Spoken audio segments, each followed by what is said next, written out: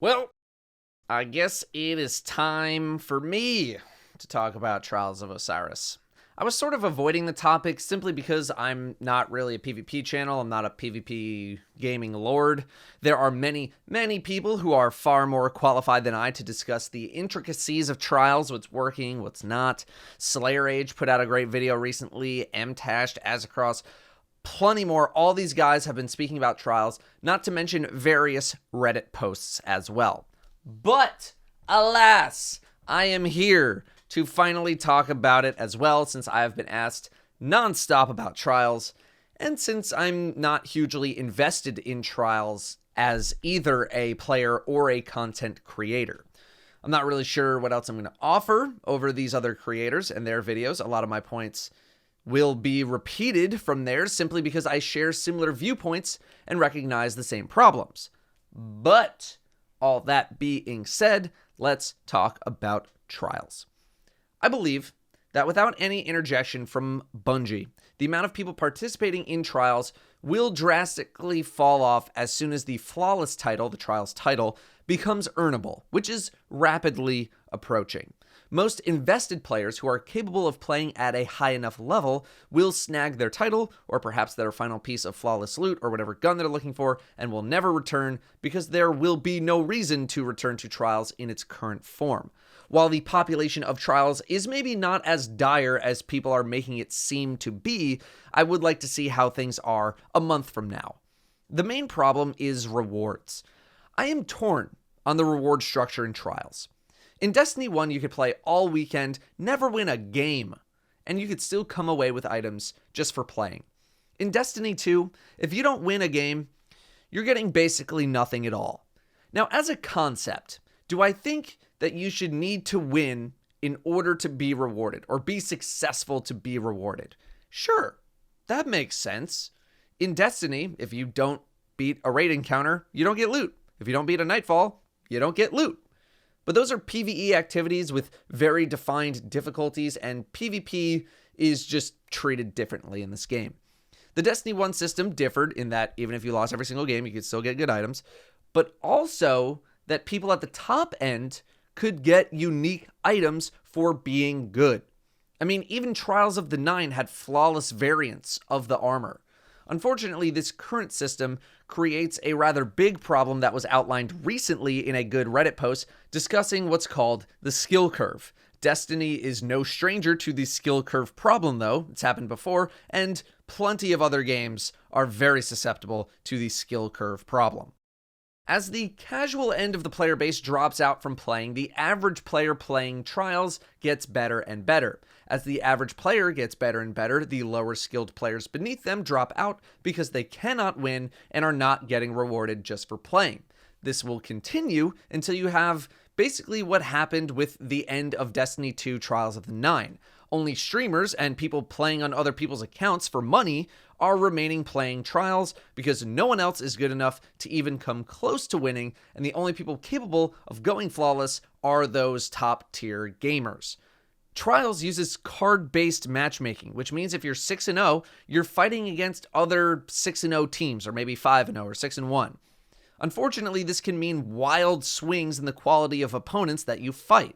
I'm not really against card-based matchmaking or anything, but trying to combine skill-based matchmaking and card-based matchmaking together sounds much more complicated than it seems, and might lead to problems like long queue times. If there are population issues, which there will be, then you have problems with high-skill players rolling over low-skill players. If there aren't enough high-skill players to match against, then we need to account for connections as well. Yeah, it's a bit much. It's a bit much. Not to mention that as a high skill player, it would feel pretty weak to get the same rewards as people in lower skill brackets, although it's the opposite for lower skill bracket players, obviously. The token system works not as well as the Destiny 1 system in terms of getting rewards to players. While you are rewarded for playing games with tokens, if you're not able to reach 3 wins or 5 or 7, then those tokens are worthless. Dare I say, double worthless, since they'll disappear after the weekly reset. If you have gotten access to items, then it's okay.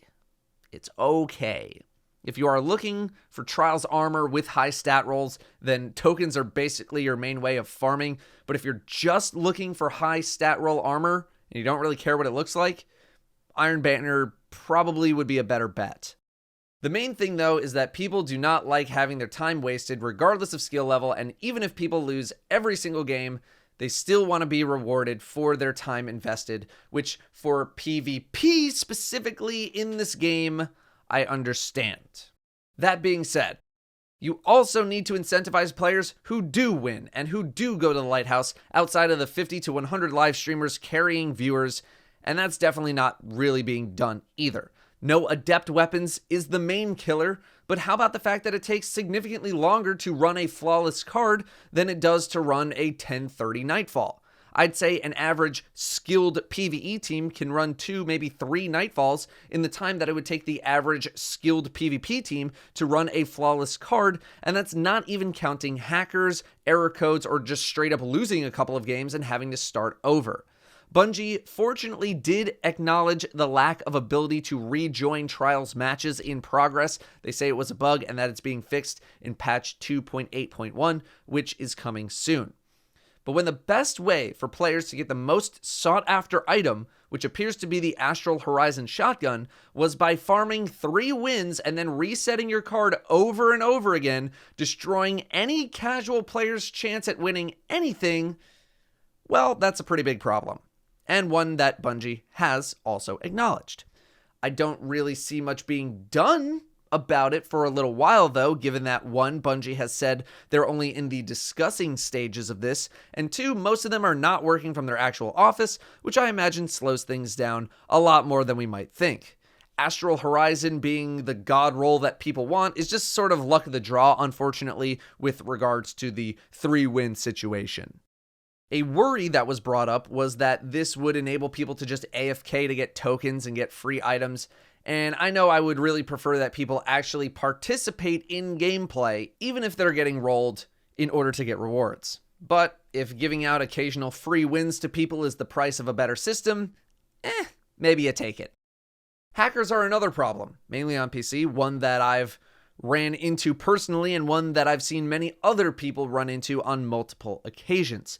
Some are much more blatant than others, but when hacking appears to be so prevalent, even though it's really not, people are quick to call hacking on anything that seems like it has any amount of suspicion, which, number 1, sucks, number 2, kills morale, and number 3, just leads to fighting and accusations.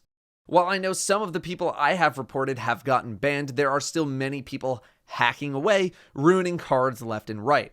It's very easy to level an account up to 960, aka the minimum light required to play Trials. As a result, I've seen the request that Trials be locked behind a paywall, and that's something I can sort of get behind depending on how it's executed. I think needing to own Shadowkeep or maybe the most recent big expansion isn't too bad of an idea. Needing to own the current season might be a short-term, cheaper option, but a much more expensive long-term option. I don't think you can lock the entire Crucible behind a paywall, though, as the vast majority of free-to-play players are probably not hackers, and I think it would be a bad idea to lock the entirety of Crucible away. Not to mention that you have to be some kind of next-level pathetic, miserable, trash, idiot, no friends, your dog secretly hates you and only stays because you provide food and shelter, looking ass failure to be hacking in quick play. A paywall would certainly help cut down on cheaters, but a lot of this is on Bungie to simply keep up with cheaters and getting them out of the game more reliably. The fact that the game doesn't register that something is wrong when a specific player can be killed over and over again multiple times in a matter of seconds, not to mention respawning over and over again, to me, as an outsider with no game knowledge, is mind-boggling, although I'm sure it's a much more complicated issue than I'm giving it credit for. But I'm not really going to dwell on the hacker situation too much more because hackers are an obvious problem with a solution that isn't really based on game design. The disconnection issues and the error codes that are plaguing the game right now aren't helping, but Bungie did acknowledge that in a recent update.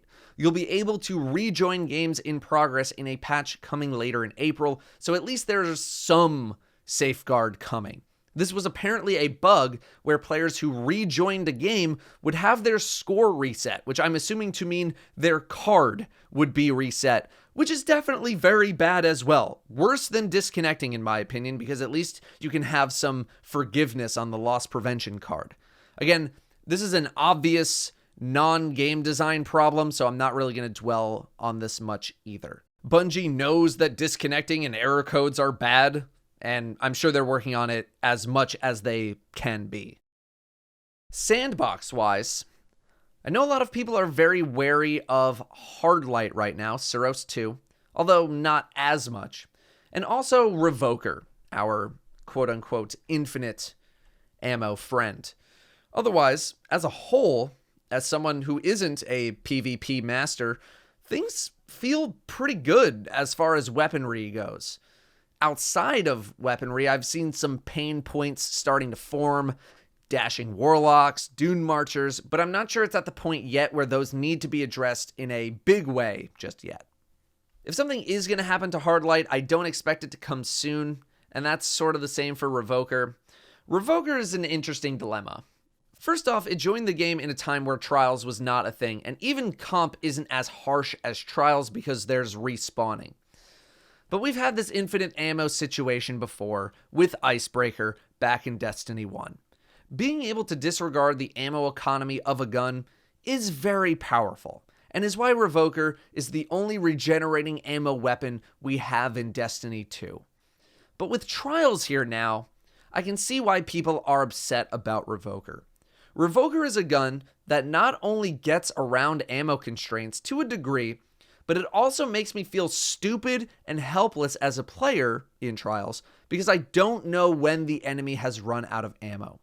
Without a regenerating ammo weapon, I know that if someone shoots at me with 2 sniper shots or 2 shotgun shots, they're out of ammo. And if I keep track of that information, I'm now at an advantage because I can challenge them or position myself in a different way. With Revoker, I have to manually count how many times they fire the weapon and also hit someone, causing everyone to have to keep track of just one Revoker.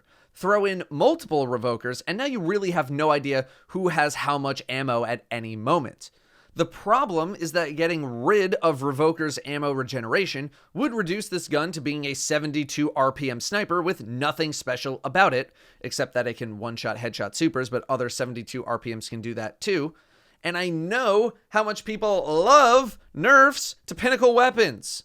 So that's the trade-off you would need to make, because as long as this gun can regenerate ammo, it'll stay around, much like One-Eyed Mask's condition. I've seen suggestions of only giving it a chance to regenerate ammo. I've seen only headshots will refund ammo, which would completely flip the weapon's perk. Sir D, while we were playing, suggested that only the final shot could be refunded. I thought that would be interesting. Are people ready to hit Revoker with a nerf? Yet another pinnacle ritual weapon. You tell me, because I feel like most people will say no, much like they do to literally every other nerf that has ever happened, despite a lot of complaining about it.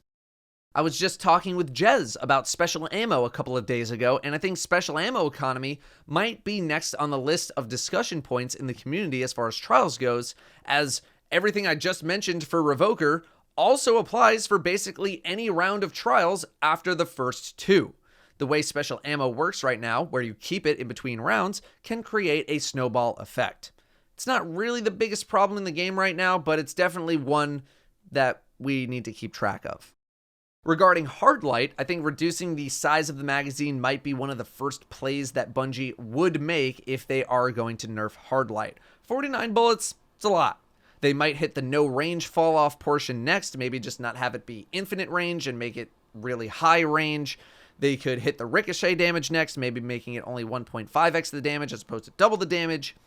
Hardlight's good, but it's not impossible to beat. There are still plenty of people running with spare rations out there or other hand cannons, at least on PC. Console is a different story.